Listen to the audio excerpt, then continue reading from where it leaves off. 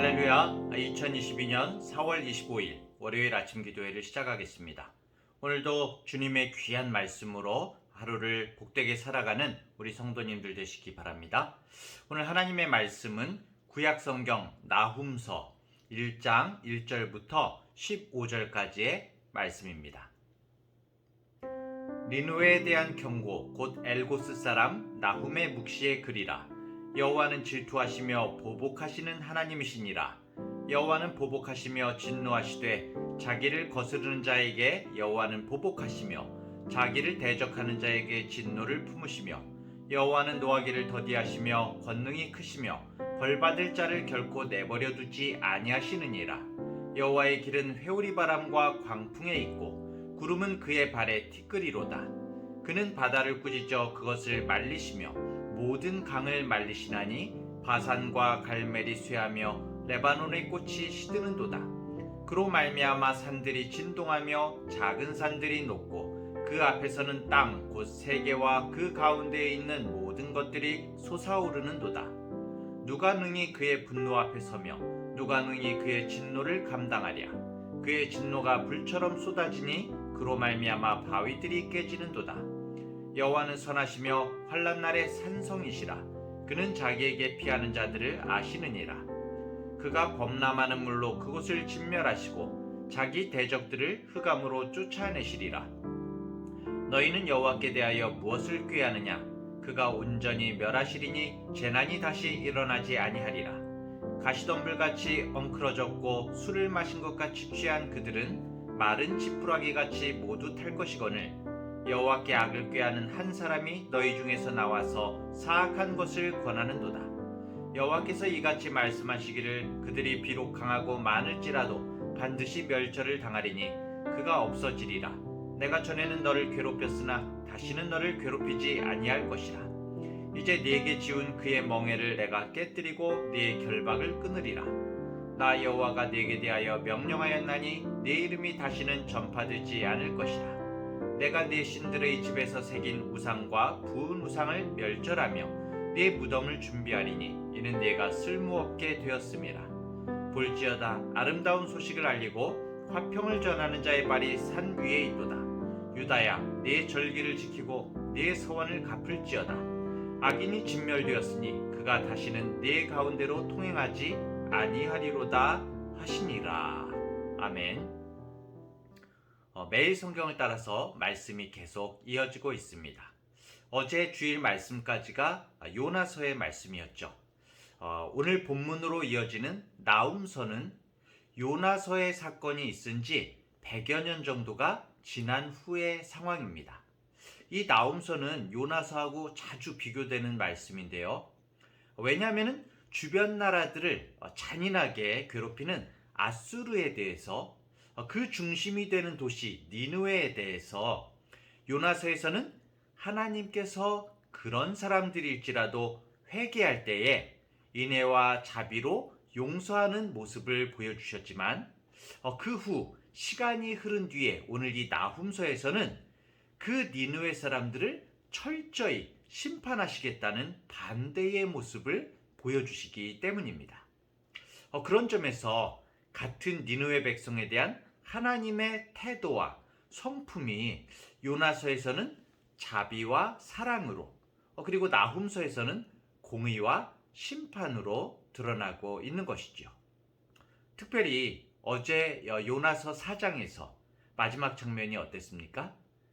요나 선지자가 끝까지 니느웨 왕과 백성들을 미워하고 또 그들을 위해서 용서의 메시지를 전하고 싶지 않았지만 하나님께서는 니느웨의 회개에 대해서 은혜로우시며 자비로우시며 노하기를 더디하시며 인애가 크시기 때문에 니느웨를 멸망시키려는 뜻을 돌이키시고 재앙을 유보하셨죠. 니느웨에 뭐가 옳고 그른지를 알지 못하는 그 수많은 사람들에 대해서 내가 어찌 아끼지 아니하겠느냐 이런 여운의 말로 요나서를 매듭 지으셨습니다. 하지만 오늘 본문에 나타나는 하나님은 100여 년 전에 그 니느웨를 대하는 태도와는 사뭇 다르게 행동하시는 것 같죠. 1절에 보면은 니느웨에 대한 경고, 곧 엘고스 사람 나훔의 묵시의 글이라 이렇게 나오고 있습니다. 여기서 성경의 경고라는 말은 무거운 짐을 뜻하는 말인데요. 형벌과 심판을 내릴 것임을 강력하게 선언하고 계신 것입니다. 요나서에서 단지 몇 페이지가 넘겨졌을 뿐인데 어떻게 이렇게 상황이 변한 것일까요? 하나님이 변하신 걸까요? 아니지요. 하나님이 아니라 사람이 변한 것이고 다시금 니느웨가 교만해진 것이죠. 하나님께서 선지자 요나를 통해서 회개의 기회를 줄 때 기꺼이 회개하고 엎드렸던 니느웨가 다시금 심판의 경고를 받아야 하는 처지에 놓이게 된 것입니다. 여기서 우리는 인간이 얼마나 하나님의 뜻을 잘 저버리는지를 볼 수가 있죠. 사실 이 니느웨의 모습은 니느웨만의 모습이 아니라 바로 우리들의 모습인 것입니다. 우리는 예수 그리스도의 십자가 보혈 아래에서 용서함을 받았음에도 불구하고 오히려 그 사실을 기억하면서 주님 앞에서 겸허하지 못하고 우리 자신을 살피지 못하고 오히려 주님의 은혜를 핑계 삼아서 우리의 잘못과 나태함들을 묵과할 때가 많지요.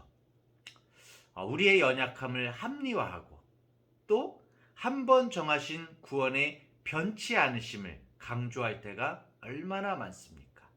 주님의 은혜를 진정한 은혜로 마음으로 받는 것이 아니라 오히려 그 구원을 이용하려고 들 때가 얼마나 많은지 우리들의 마음의 간사함을 보게 됩니다. 하지만 우리가 주님의 은혜 가운데 있다고 해서 하나님께서 우리들의 이 신앙적인 나태함들을 이런 교만에 대해서 계속적으로 눈 감아 주시는 것이 아니라는 것입니다. 하나님의 은혜로 용서받은 아수르의 왕들이 시간이 지날수록 자기 중심적이 되고 패역하게 살아가고 여전히 이웃 나라를 억압하고 착취하는 자리에 서 있었을 때 하나님의 공의가 도저히 이 아수르를 그냥 둘 수가 없으셨던 것이죠. 2절과 3절 전반을 볼까요? 여호와는 질투하시며 보복하시는 하나님이시니라. 여호와는 보복하시며 진노하시되 자기를 거스르는 자에게 여호와는 보복하시며 자기를 대적하는 자에게 진노를 품으시며 여호와는 노하기를 더디하시며 권능이 크시며 벌받을 자를 결코 내버려 두지 아니하시느니라.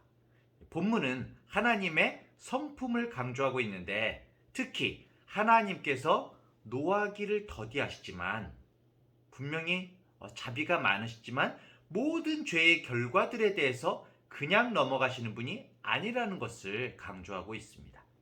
우리가 하나님의 구원을 받았을지라도 우리 죄의 결과들에 대한 책임은 남는 것입니다. 하나님께서 우리 인생을 향해서 기다리실 수 있는 모든 상황까지 인내하시며 죄인들로 하여금 회개하기를 기다리시지만 영원히 기다리시지는 않는다는 것이죠. 오늘 말씀을 보면 니느웨가 100여 년 전에 자신의 옷을 찢으며 죄를 덮었으면서 회개한 역사가 있었음에도 불구하고 하나님은 교만한 그들을 철저히 깨뜨리시게 됩니다. 4절에 보면은 바산과 갈멜이 쇠하며 레바논의 꽃이 시든다고 나오죠. 바산과 갈멜은 아수르의 풍요한 목초지들인데 사실 아수르 그 중심인 니느웨는 관계수로가 발달해서 물이 마를 일이 거의 없었다고 합니다. 그런데 하나님께서 그 풍요로운 땅들을 다 말려버리시겠다는 거죠. 그들이 믿는 모든 도시, 시설과 방비들, 그들을 교만하게 하는 모든 것들을 전혀 소용없게 만들어버리겠다고 선언하시는 것입니다. 또 대조적으로 6절부터 8절은 어떻습니까? 반대죠. 말려버리는 게 아니라 범람하는 물로 진멸하시겠다 이렇게 나오고 있습니다. 결국 마찬가지죠. 그들을 교만하게 하는 모든 것들을 전혀 소용없게 만들어 버리시겠다. 자, 9절을 볼까요? 너희는 여호와께 대하여 무엇을 꾀하느냐? 꾀하느냐? 니느웨는 언제나 무언가를 꾀해 왔습니다. 악한 의도를 품고 자기 자신을 높여온 거지요. 자기 중심적인 인생들은 자신을 높이고 하나님을 거스르는 무언가를 늘 계획하고 시도하는 것이죠. 우리도 마찬가지입니다. 우리도 정말 오히려 뭔가 잘 풀리는 것 같으면 교만하고 하나님을 기억하지 못하고 뭔가를 꾀하게 됩니다. 헛생각을 하는 거죠. 니느웨는 창세기 10장 때부터 함의 손자 니므롯이 세운 도시에서 유래한 당대의 매우 큰 도시였습니다. 티그리스강 동편 상류 지역에 위치해 있었는데 바벨론이나 우르 같은 고대 도시처럼 성벽이 이중으로 되어 있는 난공불락의 성이었다고 합니다. 성 주위가 10km가 넘었다고 하고요. 요나서에서는 전체를 요나가 도는데 3일이나 걸린다고 나오죠. 인구가 60만 명이나 사는 군사적인 요충지일 뿐만 아니라 정치, 경제, 문화의 중심지였다고 합니다. 그들은 항상 교만함 가운데 자기 자신을 세우기 위한 악한 계획들을 가지고 그 계획들을 계속적으로 실행해 왔던 것이죠. 14절 후반절을 읽어보겠습니다. 내가 네 신들의 집에서 새긴 우상과 부은 우상을 멸절하며 네 무덤을 준비하리니 이는 네가 쓸모없게 되었음이라. 무덤을 준비하겠다고 예언한 것처럼 니느웨 성은 오늘날 땅 위에 남아있지 않습니다. 철저히 무너져서 유적으로밖에 남아있지 않죠. 하지만 아이러니한 것은 예루살렘 성도 그렇게 무너졌다는 것입니다. 돌 하나도 돌 위에 남아있지 않도록 철저히 무너졌죠.